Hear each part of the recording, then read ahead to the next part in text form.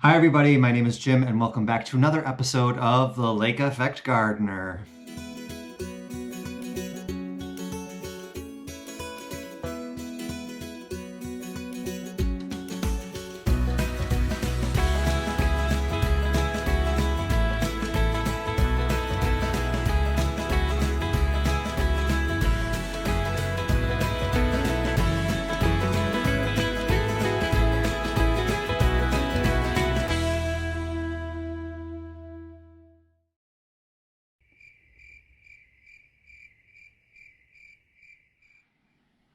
Seed videos can be very long and arduous, so I'm going to try to keep this as plain and as efficient as I possibly can because, well, you know how excited we can all get about seeds.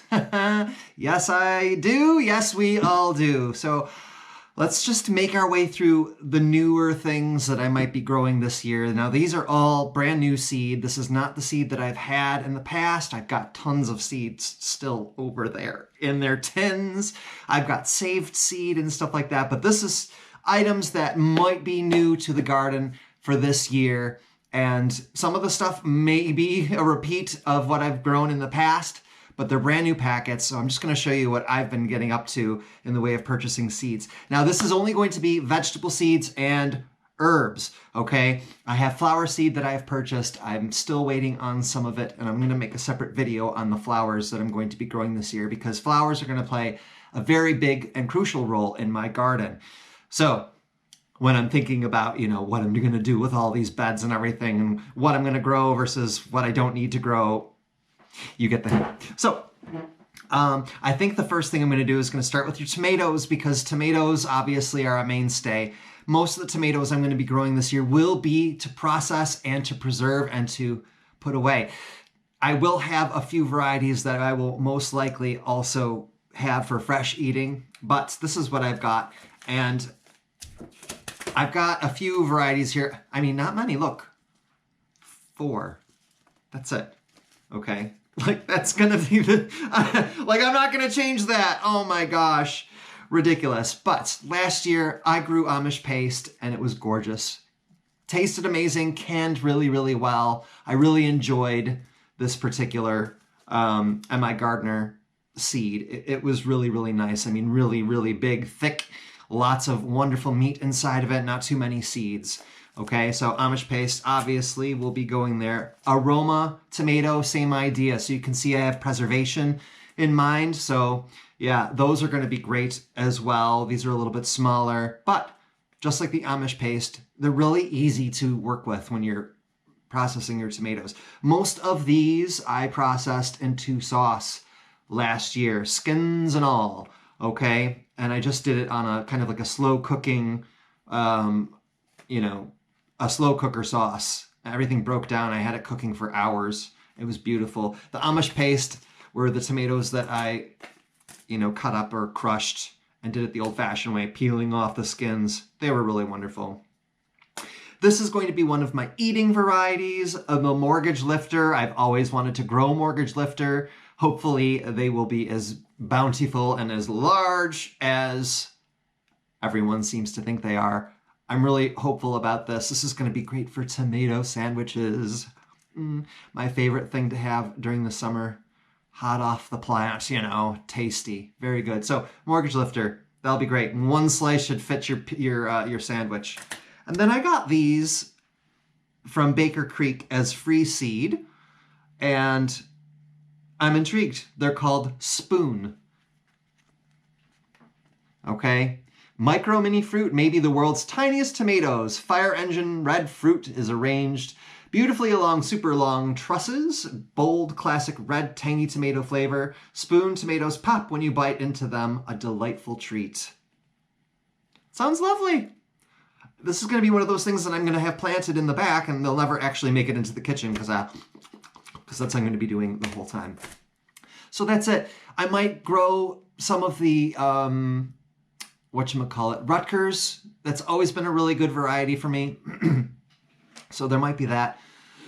Excuse me. And then, of course, the Sweetie variety, which I always grow as well. But, there aren't going to be many of those plants. I'm not going to be planting a ton of things that are just like eat off the vine. Okay, it's going to be mostly everything that I'm going to be processing and putting up for the wintertime. Okay, so we will move on to root veg. All right, I will be doing my typical Detroit dark red beets. Okay.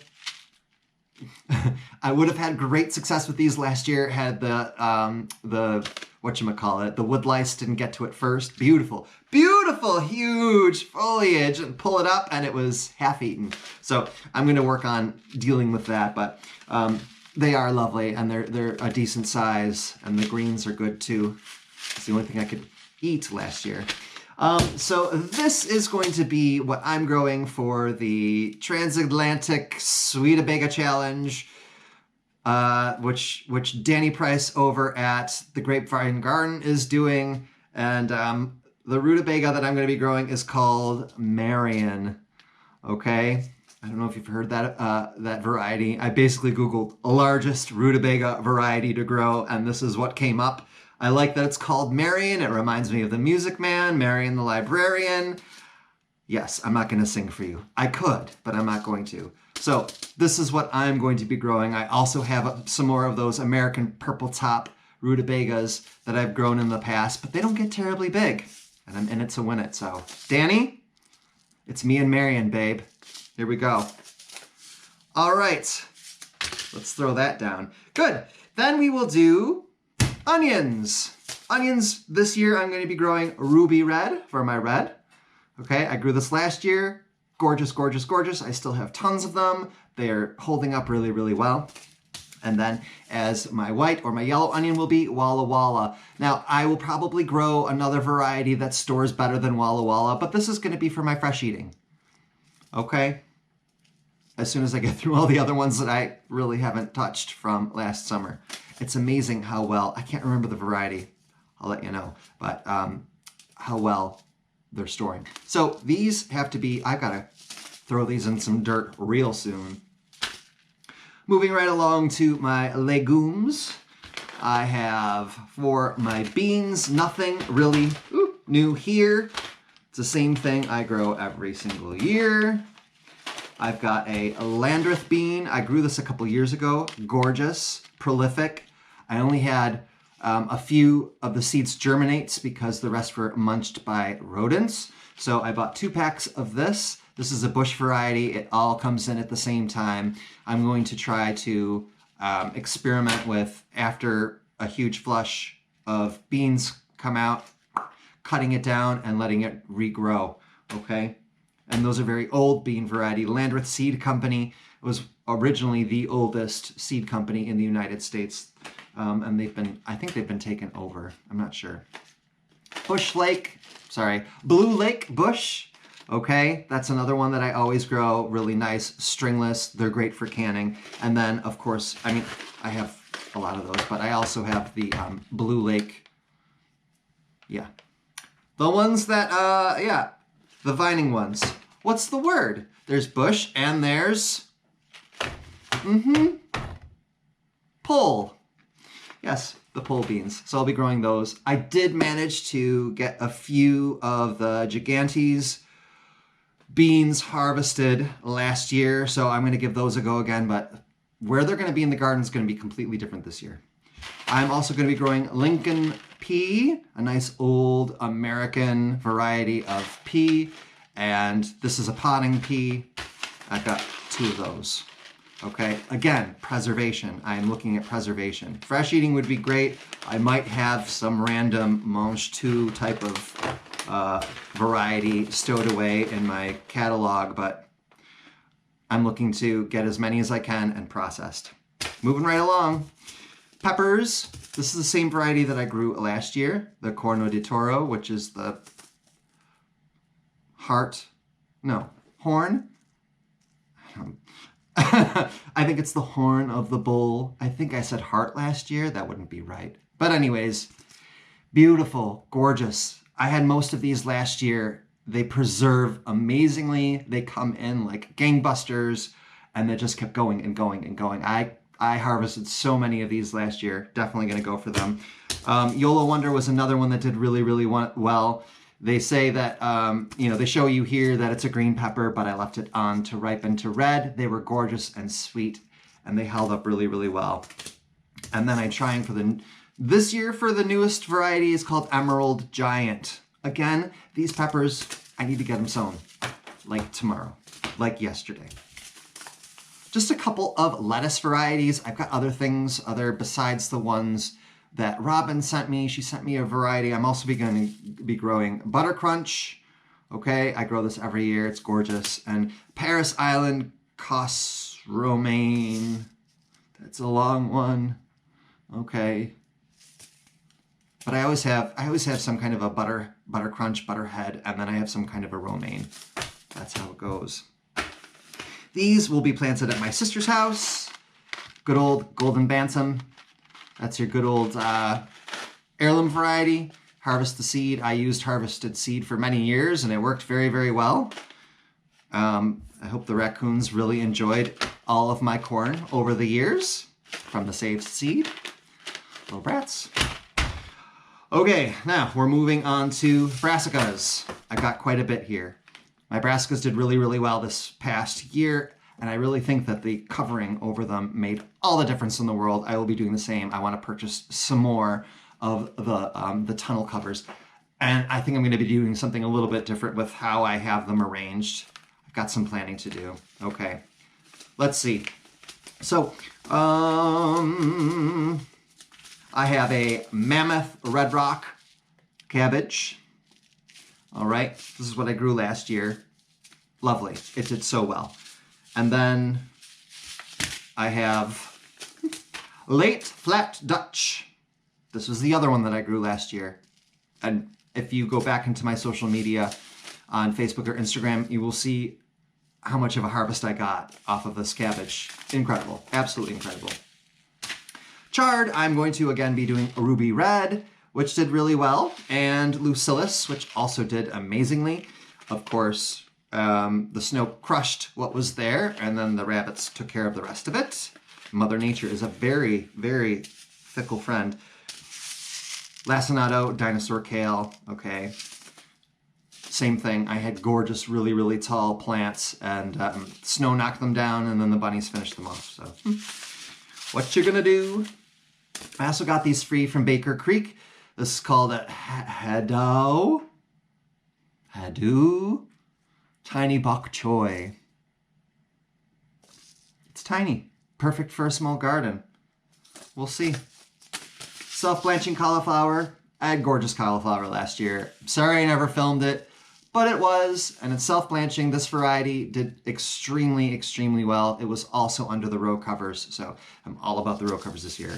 One last thing in the way of the brassicas is I'm going to be growing colettes as part of another grow challenge from the Flying Gardener. We're talking about Will over at the Flying Gardener. He is doing a colettes challenge, and my goodness, I had not an easy time finding seeds for this.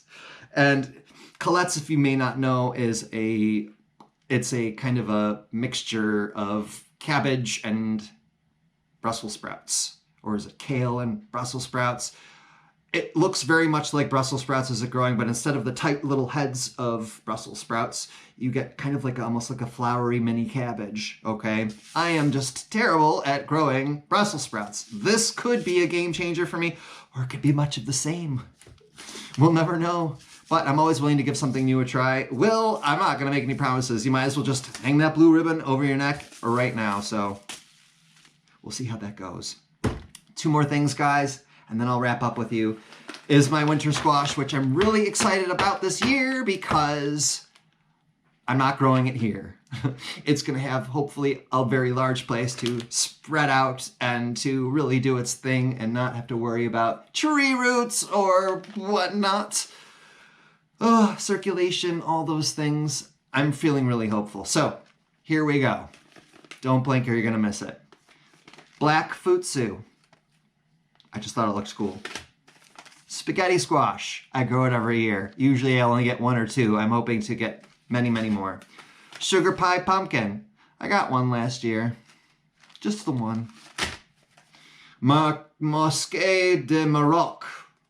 I said, this is much like the Mosquée de Provence, but it's longer, okay? So, my good friend, the Rouge Vif. Yes, the Cinderella pumpkin. Grow that every year. Good stuff. Golden Hubbard. Okay. Blue Hubbard. The Hubbard squashes are squash plural like deer, like juice.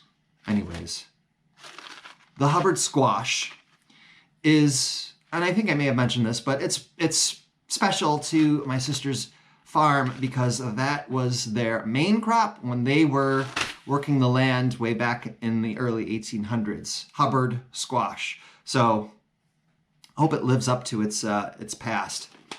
Long Island cheese, and I've seen this, I think, on Vivi. She grows this, and it always looks so gorgeous. I just love how smooth it looks, and from what I can gather, it tastes amazing.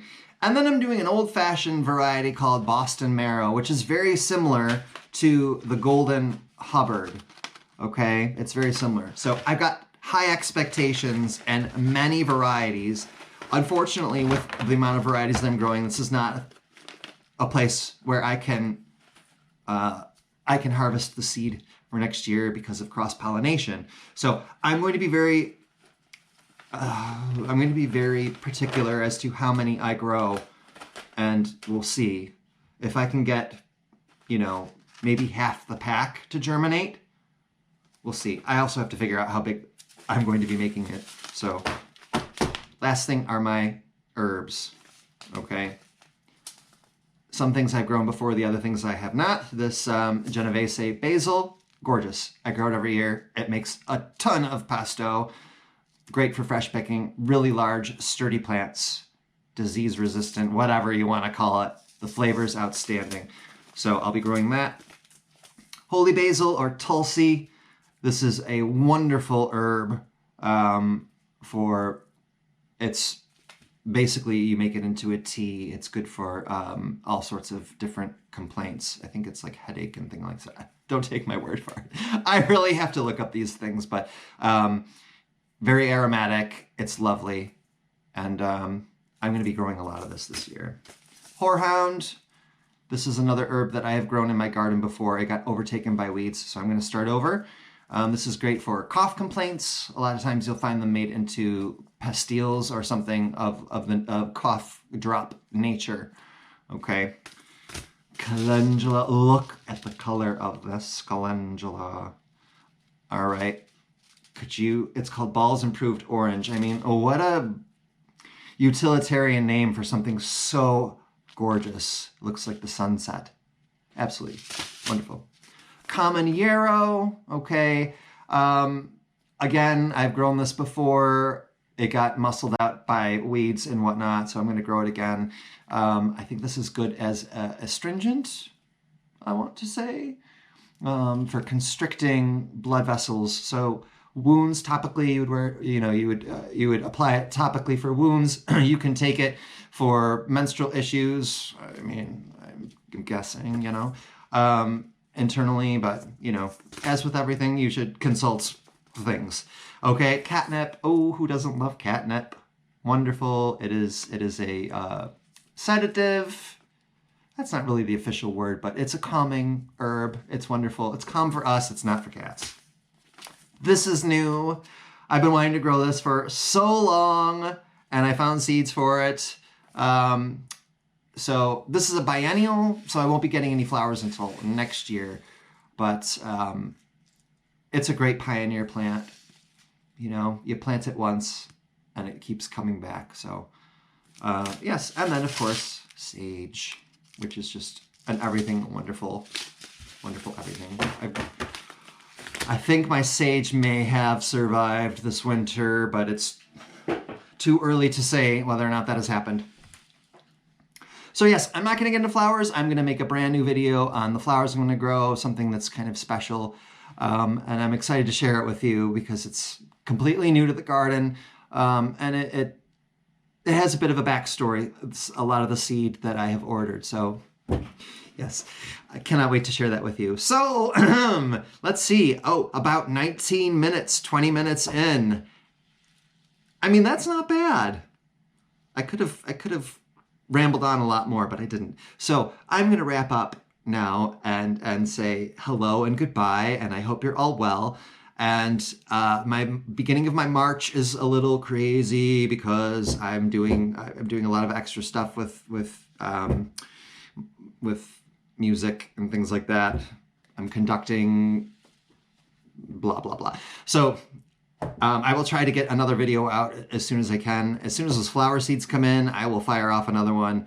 That won't be too difficult. It's just 20 minutes of my life. So I hope you're all doing well. And the weather here, I mean, big snow dump, blizzard, ice storm.